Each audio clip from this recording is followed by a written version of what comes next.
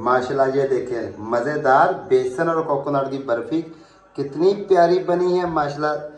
Video को like करें, friend और फैमिली के साथ शेयर करें, चैनल को सब्सक्राइब करें, हमारी हौसला अफजाई करें। हम बहुत मेहनत करते हैं माशाल्लाह, और आपका टाइम वेस्ट किए बगैर हम वीडियो बनाते हैं।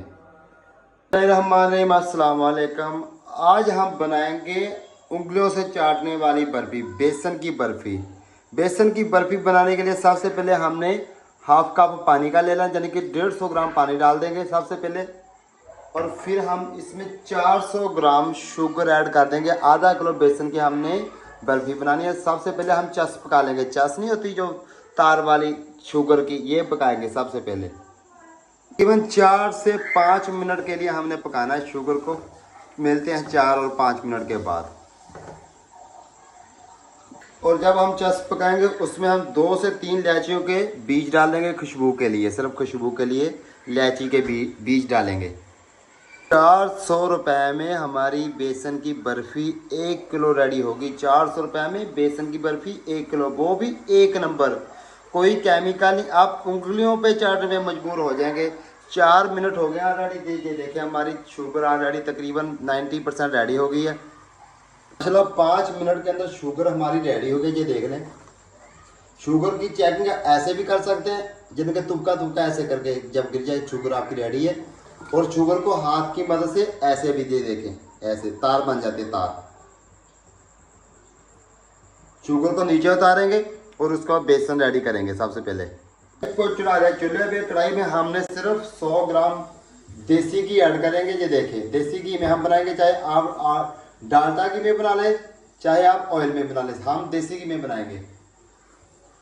देसी घी को हमने हल्का सा गर्म कर लिया। अभी इसमें हम आधा किलो बेसन ऐड कर देंगे। ये देखें, और इसको अच्छी तरह हमने पकाना है अभी बेसन को। अगर आपको महसूस हो कि हमारा देसी घी कम है, आप थोड़ा सा और डाल सकते हैं।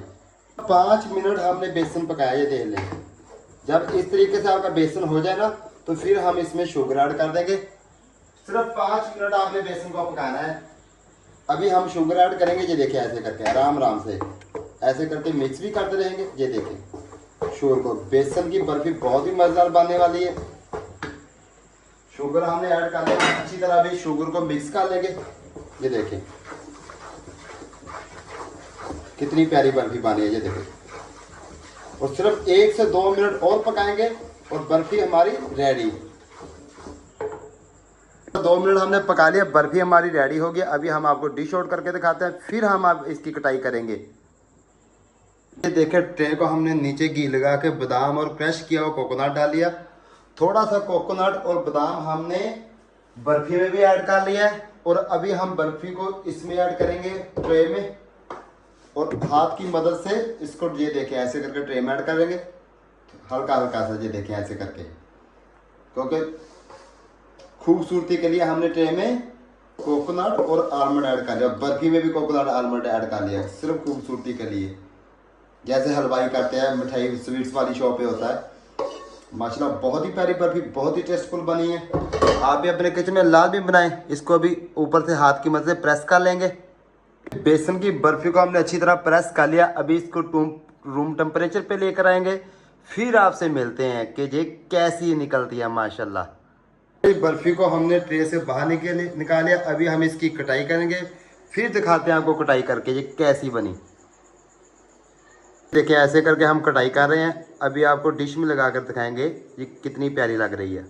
माशाल्लाह बेसन कोकोनट की बर्फ़ी कितनी प्यारी रेडी हुई है। ये देखिए खस्ता, बिल्कुल खस्तापन है। ये देखिए कितनी प्यारी रेडी हुई है। कमेंट में लाजमी बताएं आपको हमारी रेसिपी कैसी लगी। माशाल्लाह हमारी हौसला अफजाई के लिए हमारे चैनल को सब्सक्राइब करें, फ्रेंड और फैमिली के साथ शेयर करें। मुझे और मेरी टीम को दीजिए इजाज़त। अल्लाह हाफिज़। मिलते हैं नेक्स्ट वीडियो में।